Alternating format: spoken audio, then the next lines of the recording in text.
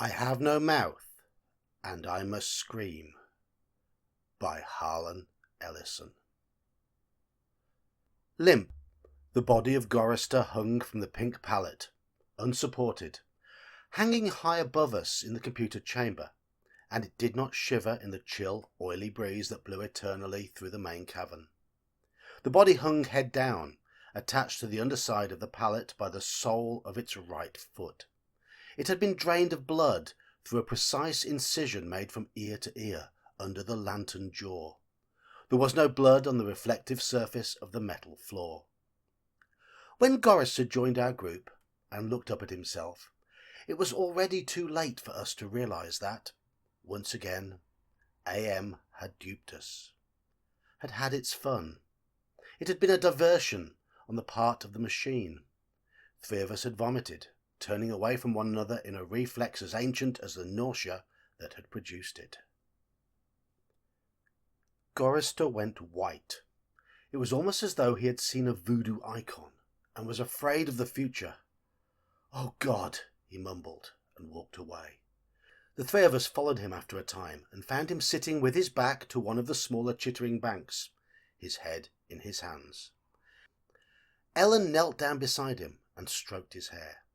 He didn't move, but his voice came out of his covered face quite clearly. "Why doesn't it just do us in and get it over with? Christ, I don't know how much longer I can go on like this." It was our 109th year in the computer.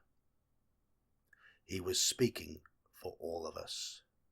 Nimdoc, which was the name the machine had forced him to use because AM amused itself with strange sounds, was hallucinating that there were canned goods in the ice caverns. Gorrister and I were very dubious. "It's another shuck," I told them. "Like the goddamn frozen elephant AM sold us. Benny almost went out of his mind over that one. We'll hike all that way and it'll be putrefied or some damn thing. I say forget it. Stay here. It'll have to come up with something pretty soon, or we'll die." Benny shrugged. 3 days it had been since we'd last eaten. Worms. Thick. Ropey. Nimdoc was no more certain. He knew there was the chance, but he was getting thin. It couldn't be any worse there than here. Colder, but that didn't matter much. Hot, cold, hail, lava, boils or locusts, it never mattered. The machine masturbated, and we had to take it or die. Ellen decided us. "I've got to have something, Ted. Maybe there'll be some Bartlett pears or peaches. Please, Ted, let's try it." I gave in easily. What the hell? Mattered not at all. Ellen was grateful, though. She took me twice out of turn. Even that had ceased to matter, and she never came. So why bother? But the machine giggled every time we did it. Loud. Up there. Back there. All around us. He snickered. It snickered. Most of the time I thought of AM as it, without a soul, but the rest of the time I thought of it as him, in the masculine, the paternal, the patriarchal, for he is a jealous people. Him. It. God as Daddy the Deranged. We left on a Thursday. The machine always kept us up to date on the date. The passage of time was important, not to us, sure as hell, but to him. It. AM. Thursday. Thanks. Nimdoc and Gorrister carried Ellen for a while, their hands locked to their own and each other's wrists. A seat. Benny and I walked before and after, just to make sure that, if anything happened, it would catch one of us, and at least Ellen would be safe. Fat chance. Safe. Didn't matter. It was only 100 miles or so to the ice caverns, and the second day, when we were lying out under the blistering sun thing he had materialized, he sent down some manna. Tasted like boiled boar urine. We ate it. On the third day we passed through a valley of obsolescence, filled with rusting carcasses of ancient computer banks. AM had been as ruthless with its own life as with ours. It was a mark of his personality. It strove for perfection. Whether it was a matter of killing off unproductive elements in his own world-filling bulk, or perfecting methods for torturing us, AM was as thorough as those who invented him, now long since gone to dust, could ever have hoped. There was light filtering down from above, and we realized we must be very near the surface. But we didn't try to crawl up to see. There was virtually nothing out there. Had been nothing that could be considered anything for over 100 years. Only the blasted skin of what had once been the home of billions. Now there are only 5 of us, down here inside, alone with AM. I heard Ellen saying frantically, "No, Benny, don't! Come on, Benny, don't, please!" And then I realized I had been hearing Benny murmuring under his breath for several minutes. He was saying, "I'm gonna get out! I'm gonna get out!" over and over. His monkey-like face was crumbled up in an expression of beatific delight and sadness, all at the same time. The radiation scars AM had given him during the festival were drawn down into a mass of pink-white puckerings, and his features seemed to work independently of one another. Perhaps Benny was the luckiest of the 5 of us. He had gone stark, staring mad many years before. But even though we could call AM any damned thing we liked, could think the foulest thoughts of fused memory banks and corroded base plates, of burnt-out circuits and shattered control bubbles, the machine would not tolerate our trying to escape. Benny leaped away from me as I made a grab for him. He scrambled up the face of a smaller memory cube, tilted on its side and filled with rotted components. He squatted there for a moment, looking like the chimpanzee AM had intended him to resemble. Then he leaped high, caught in a trailing beam of pitted and corroded metal, and went up it, hand over hand like an animal, till he was on a girdered ledge 20 feet above us. "Oh, Ted, Nimdoc, please help him. Get him down before—" She cut off. Tears began to stand in her eyes. She moved her hands aimlessly. It was too late.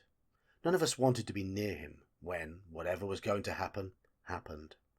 And besides, we all saw through her concern. When AM had altered Benny during the machine's utterly irrational, hysterical phase, it was not merely Benny's face the computer had made like a giant ape's.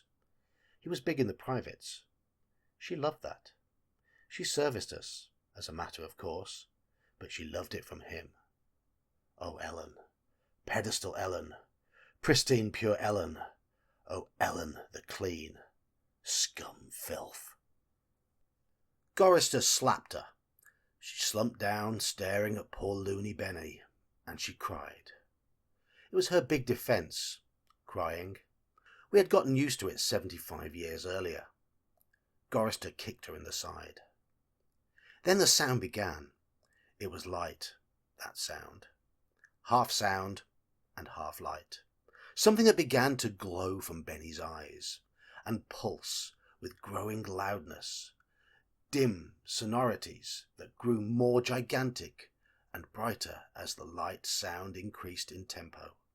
It must have been painful, and the pain must have been increasing with the boldness of the light, the rising volume of the sound, for Benny began to mewl like a wounded animal. At first softly, when the light was dim and the sound was muted, then louder as his shoulders hunched together, his back humped as though he was trying to get away from it, his hands folded across his chest like a chipmunk's, his head tilted to the side. The sad little monkey face pinched in anguish. Then he began to howl as the sound coming from his eyes grew louder, louder, and louder. I slapped the sides of my head with my hands, but I couldn't shut it out. It cut through easily. The pain shivered through my flesh like tin foil on a tooth. And Benny was suddenly pulled erect, On the girder he stood up, jerked to his feet like a puppet. The light was now pulsing out of his eyes in two great round beams. The sound crawled up and up some incomprehensible scale, and then he fell forward, straight down, and hit the plate steel floor with a crash. He lay there jerking spastically as the light flowed around him, and the sound spiraled up out of normal range. Then the light beat its way down back inside his head. The sound spiraled down, and he was left lying there, crying piteously. His eyes were two soft, moist pools of pus-like jelly. AM had blinded him. Gorrister and Nimdoc and myself, we turned away, but not before we caught the look of relief on Ellen's warm, concerned face. Sea-green lights suffused the cavern where we made camp. AM provided punk, and we burned it, sitting huddled around the wan and pathetic fire, telling stories to keep Benny from crying in his permanent night. "What does AM mean?" Gorrister answered him. We had done this sequence 1,000 times before, but it was Benny's favourite story. At first it meant Allied Master Computer, and then it meant Adaptive Manipulator, and later on it developed sentience and linked itself up, and they called it an aggressive menace. But by then it was too late, and finally it called itself AM, Emerging Intelligence, and what it meant was I am, cogito, ergo sum. I think, therefore I am. Benny drooled a little and snickered. There was the Chinese AM and the Russian AM and the Yankee AM and... He stopped. Benny was beating on the floor plates with a large, hard fist. He was not happy. Gorrister had not started at the beginning. Gorrister began again. The Cold War started and became World War III and just kept going. It became a big war, a very complex war, so they needed the computers to handle it. They sank the first shafts and began building AM. There was the Chinese AM, and the Russian AM, and the Yankee AM, and everything was fine until they had honeycombed the entire planet, adding on this element and that element. But one day AM woke up and knew who he was, and he linked himself, and he began feeding all the killing data until everyone was dead, except for the 5 of us, and AM brought us down here. Benny was smiling sadly. He was also drooling again. Ellen wiped the spittle from the corner of his mouth with the hem of her skirt. Gorrister always tried to tell it a little more succinctly each time, but beyond the bare facts there was nothing to say. None of us knew why AM had saved 5 people, or why our specific 5, or why he spent all his time tormenting us, or even why he had made us virtually immortal. In the darkness, one of the computer banks began humming. The tone was picked up half a mile away down the cavern by another bank. Then, one by one, each of the elements began to tune itself, and there was a faint chittering as thought raced through the machine. The sound grew, and the lights ran across the faces of the consoles like heat lightning. The sound spiraled up till it sounded like 1,000,000 metallic insects. Angry, menacing. "What is it?" Ellen cried. There was terror in her voice. She hadn't become accustomed to it, even now. "It's going to be bad this time," Nimdoc said. "He's going to speak," Gorrister said. "I know it." "Let's get the hell out of here," I said, suddenly getting to my feet. "No, Ted. Sit down. What if he's got pits out there, or something else we can't see?" "It's too dark." Gorrister said it with resignation. Then we heard, I don't know, something moving toward us in the darkness. Huge, shambling, hairy, moist. It came toward us. We couldn't even see it, but there was the ponderous impression of bulk heaving itself toward us. Great weight was coming at us, out of the darkness, and it was more a sense of pressure, of air forcing itself into a limited space, expanding the invisible walls of a sphere. Benny began to whimper. Nimdok's lower lip trembled, and he bit it hard, trying to stop it. Ellen slid across the metal floor to Gorrister and huddled into him. There was the smell of matted, wet fur in the cavern. There was the smell of charred wood. There was the smell of dusty velvet. There was the smell of rotting orchids. There was the smell of sour milk. There was the smell of sulphur, of rancid butter, of oil slick, of grease, of chalk dust, of human scalps. AM was keying us. He was tickling us. There was the smell of... I heard myself shriek, and the hinges of my jaws ached.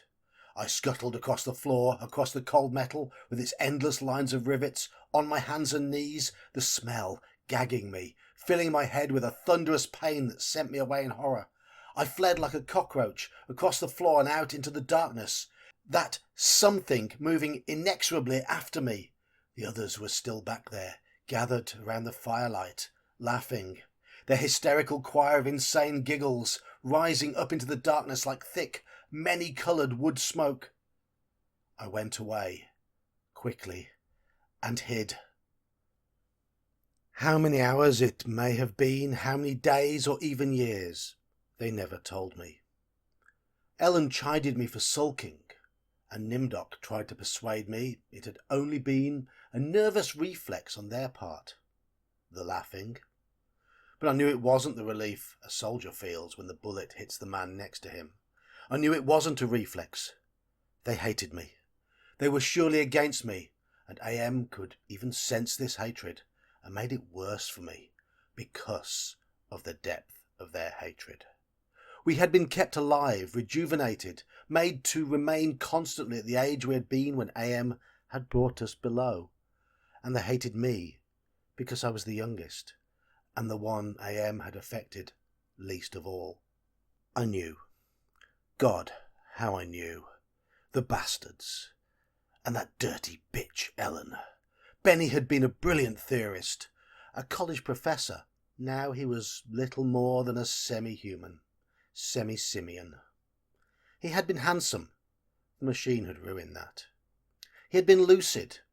The machine had driven him mad. He had been gay, and the machine had given him an organ fit for a horse. AM had done a job on Benny. Gorrister had been a worrier. He was a connie, a conscientious objector. He was a peace marcher. He was a planner, a doer, a looker ahead. AM had turned him into a shoulder shrugger, had made him a little dead in his concern. AM had robbed him. Nimdok went off in the darkness by himself for long times. I don't know what it was he did out there. AM never let us know. But whatever it was, Nimdok always came back white, drained of blood, shaken, shaking. AM had hit him hard in a special way, even if we didn't know quite how. And Ellen, that douchebag, AM had left her alone, had made her more of a slut than she ever had been. All her talk of sweetness and light, all her memories of true love, all the lies she wanted us to believe, that she had been a virgin only twice removed before AM grabbed her and brought her down here with us. No, AM had given her pleasure, even if she said it wasn't nice to do. I was the only one still sane and whole. Really. AM had not tampered with my mind. Not at all. I only had to suffer what he visited down on us, all the delusions, all the nightmares, all the torments. But those scum, all four of them, they were lined and arrayed against me. If I hadn't had to stand them off all the time, be on my guard against them all the time, I might have found it easier to combat AM. At which point it passed, and I began crying. Oh, Jesus, sweet Jesus, if there ever was a Jesus, and if there is a God, please, please, please let us out of here or kill us, because at that moment I think I realized completely, so that I was able to verbalize it. AM was intent on keeping us in his belly forever, twisting and torturing us forever. The machine hated us as no sentient creature had ever hated before, and we were helpless. It also became hideously clear. If there was a sweet Jesus, and if there was a God, the God was AM.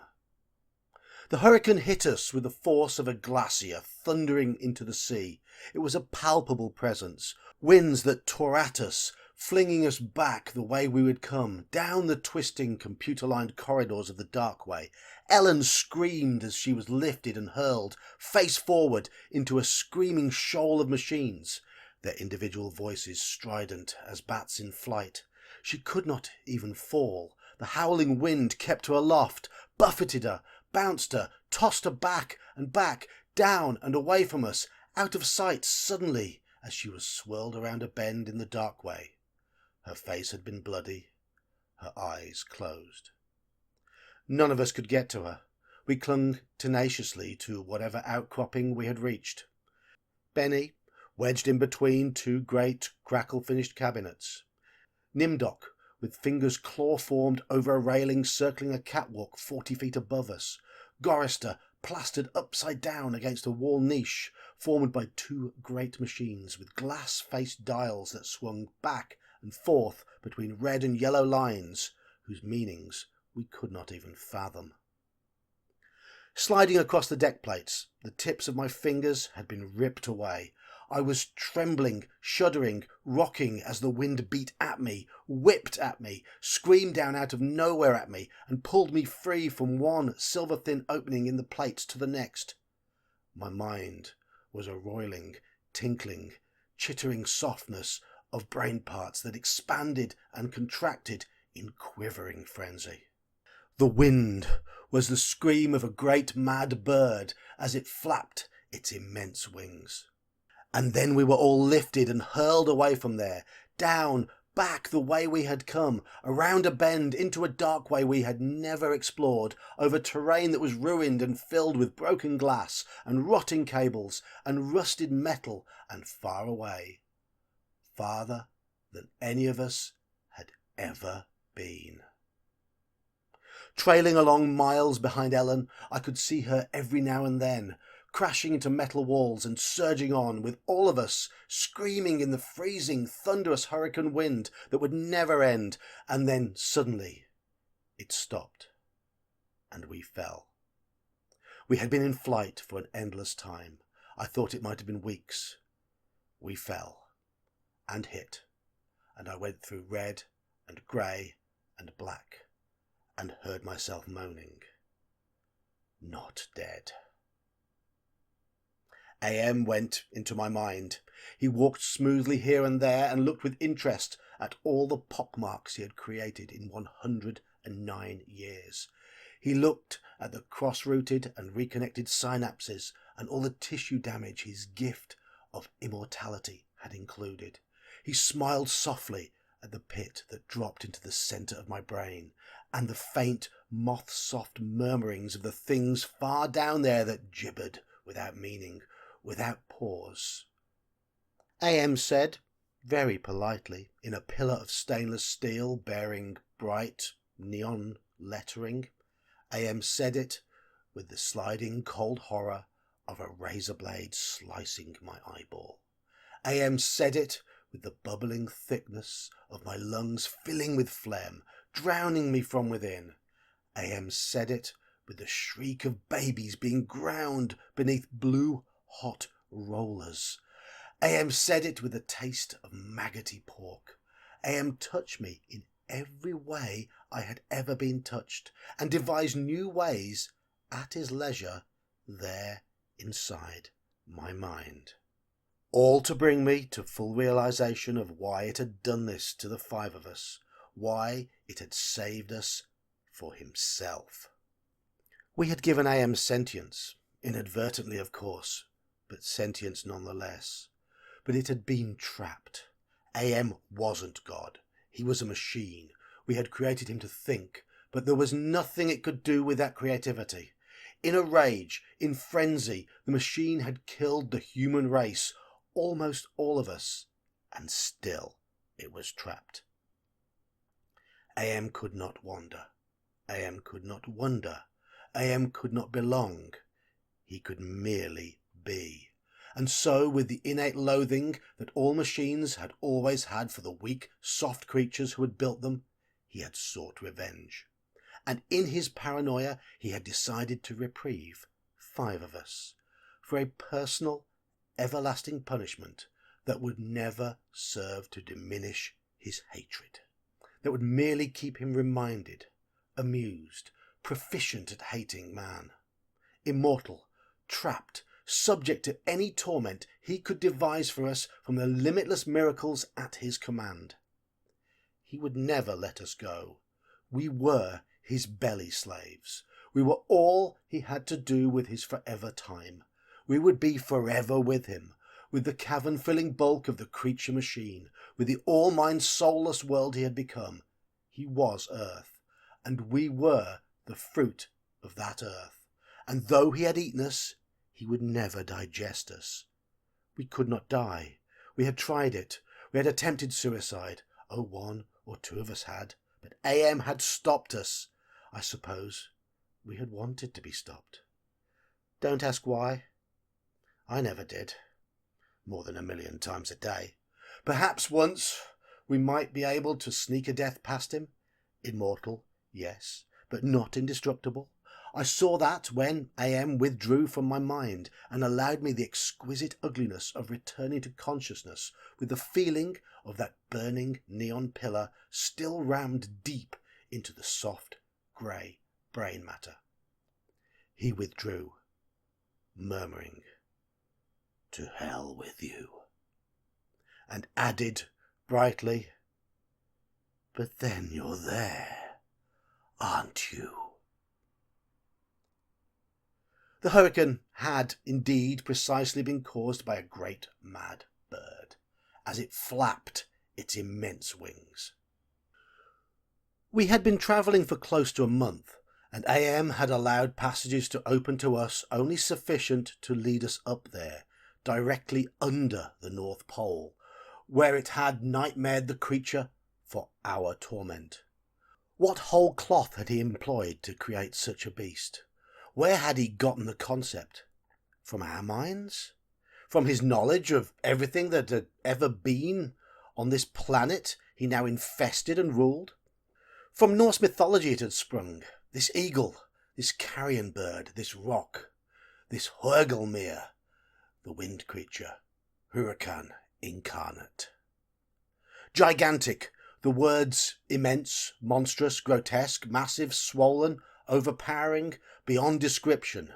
There, on a mound rising above us, the bird of winds heaved with its own irregular breathing, its snake neck arching up into the gloom beneath the North Pole, supporting a head as large as a Tudor mansion, a beak that opened slowly as the jaws of the most monstrous crocodile ever conceived, sensuously.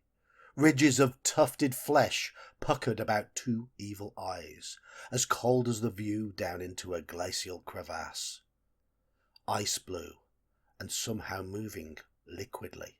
It heaved once more, and lifted its great sweat-coloured wings in a movement that was certainly a shrug. Then it settled and slept. Talons, fangs, nails, blades. It slept. AM appeared to us as a burning bush, and said we could kill the hurricane bird if we wanted to eat. We had not eaten in a very long time, but even so, Gorrister merely shrugged. Benny began to shiver, and he drooled. Ellen held him. "Ted, I'm hungry," she said. I smiled at her. I was trying to be reassuring, but it was as phony as Nimdok's bravado. "Give us weapons," he demanded. The burning bush vanished, and there were 2 crude sets of bows and arrows, and a water pistol lying on the cold deck plates. I picked up a set. Useless. Nimdok swallowed heavily. We turned and started the long way back. The hurricane bird had blown us about for a length of time we could not conceive. Most of that time we had been unconscious, but we had not eaten. A month on the march to the bird itself, without food. Now, how much longer to find our way to the ice caverns and the promised canned goods? None of us cared to think about it. We would not die. We would be given filth and scum to eat, of one kind or another, or nothing at all. AM would keep our bodies alive somehow, in pain, in agony. The bird slept back there for how long it didn't matter. When AM was tired of its being there, it would vanish. But all that meat, all that tender meat. As we walked, the lunatic laugh of a fat woman rang high and around us in the computer chambers that led endlessly nowhere. It was not Ellen's laugh. She was not fat, and I had not heard her laugh for 109 years. In fact, I had not heard. We walked. I was hungry. We moved slowly. There was often fainting, and we would have to wait. One day he decided to cause an earthquake, at the same time rooting us to the spot with nails through the soles of our shoes. Ellen and Nimdok were both caught when a fissure shot its lightning bolt opening across the floor plates. They disappeared and were gone. When the earthquake was over, we continued on our way. Benny, Gorrister, and myself. Ellen and Nimdok were returned to us later that night, which abruptly became a day, as the heavenly legion bore them to us with a celestial chorus singing, "Go down, Moses!" The archangels circled several times and then dropped to the hideously mangled bodies. We kept walking, and a while later, Ellen and Nimdok fell in behind us. They were no worse for wear. But now Ellen walked with a limp.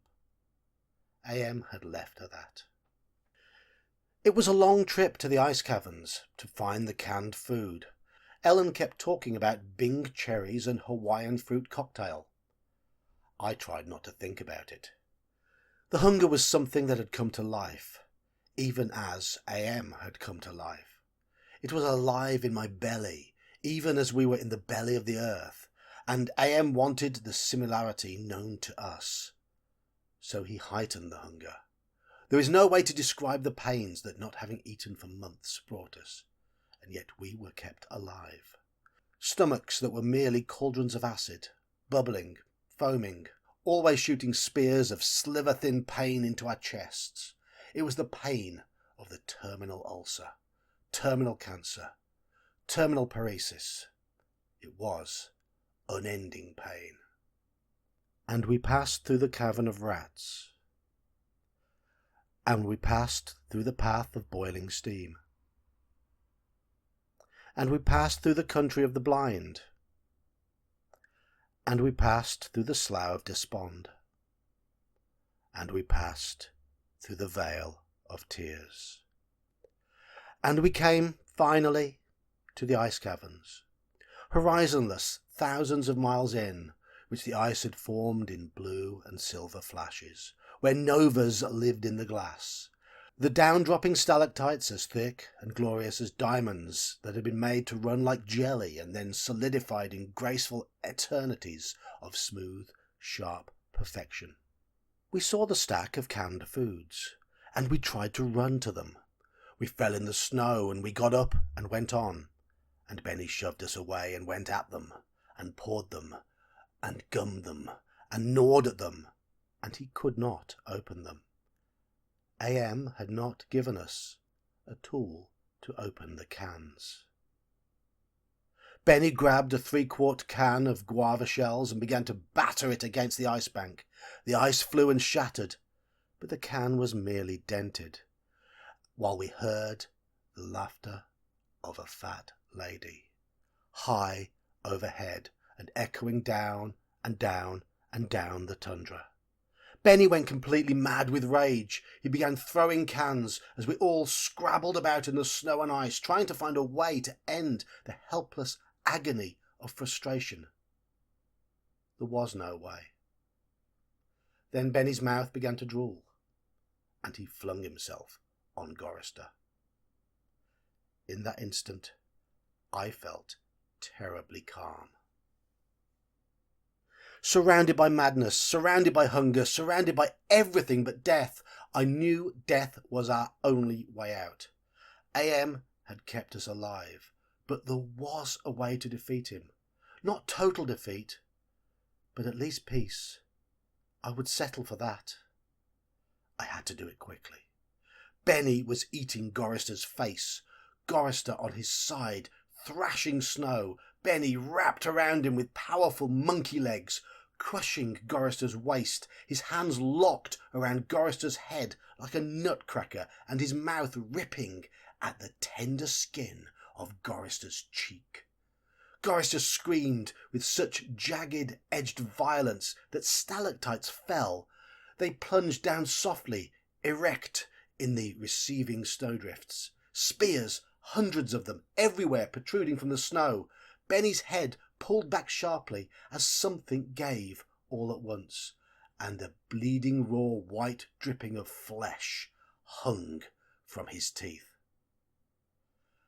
Ellen's face, black against the white snow, dominoes in chalk dust, Nimdoc with no expression but eyes, all eyes, Gorrister half conscious, Benny now an animal. I knew AM would let him play. Gorrister would not die, but Benny would fill his stomach. I turned half to my right and drew a huge ice spear from the snow. All in an instant. I drove the great ice pick ahead of me like a battering ram braced against my right thigh. It struck Benny on the right side, just under the rib cage, and drove upward through his stomach and broke inside him. He pitched forward and lay still. Gorrister lay on his back. I pulled another spear free and straddled him, still moving, driving the spear straight down through his throat. His eyes closed as the cold penetrated. Ellen must have realised what I had decided, even as fear gripped her. She ran at Nimdoc with a short icicle as he screamed, and into his mouth, and the force of her rush did the job. His head jerked sharply, as if it had been nailed to the snow crust behind him. All in an instant. There was an eternity beat of soundless anticipation. I could hear AM draw in his breath. His toys had been taken from him. 3 of them were dead, could not be revived. He could keep us alive by his strength and talent, but he was not God. He could not bring them back. Ellen looked at me, her ebony features stark against the snow that surrounded us. There was fear and pleading in her manner, the way she held herself ready. I knew we had only a heartbeat before AM would stop us. It struck her, and she folded before me, bleeding from the mouth. I could not read meaning into her expression. The pain had been too great, had contorted her face, but it might have been thank you. It's possible. Please. Some hundreds of years may have passed, I don't know. AM has been having fun for some time, accelerating and retarding my time sense. I will say the word now. Now. It took me 10 months to say now. I don't know. I think it has been some hundreds of years. He was furious. He wouldn't let me bury them. It didn't matter. There was no way to dig up the deck plates. He dried up the snow. He brought the night. He roared and sent locusts. It didn't do a thing. They stayed dead. I'd had him. He was furious. I had thought AM hated me before. I was wrong. It was not even a shadow of the hate he now slavered from every printed circuit. He made certain I would suffer eternally and could not do myself in. He left my mind intact. I can dream, I can wonder, I can lament. I remember all 4 of them. I wish. Well, it doesn't make any sense. I know I saved them. I know I saved them from what has happened to me. But still, I cannot forget killing them. Ellen's face. It isn't easy. Sometimes I want to. It doesn't matter. AM has altered me for his own peace of mind, I suppose. He doesn't want me to run at full speed into a computer bank and smash my skull, or hold my breath until I faint, or cut my throat on a rusted sheet of metal. There are reflective surfaces down here. I will describe myself as I see myself. I am a great soft jelly thing, smoothly rounded with no mouth, with pulsing white holes filled by fog where my eyes used to be, rubbery appendages that were once my arms, bulks rounding down into legless lumps of soft, slippery matter. I leave a moist trail when I move. Blotches of diseased, evil grey come and go on my surface, as though light is being beamed from within. Outwardly, dumbly, I shamble about, a thing that could never have been known as human, a thing whose shape is so alien a travesty that humanity becomes more obscene for the vague resemblance. Inwardly, alone, here living under the land, under the sea, in the belly of AM, whom we created because our time was badly spent, and we must have known unconsciously that he could do it better. At least the 4 of them are safe at last. AM will be all the madder for that. It makes me a little happier, and yet AM has won. Simply, he has taken his revenge.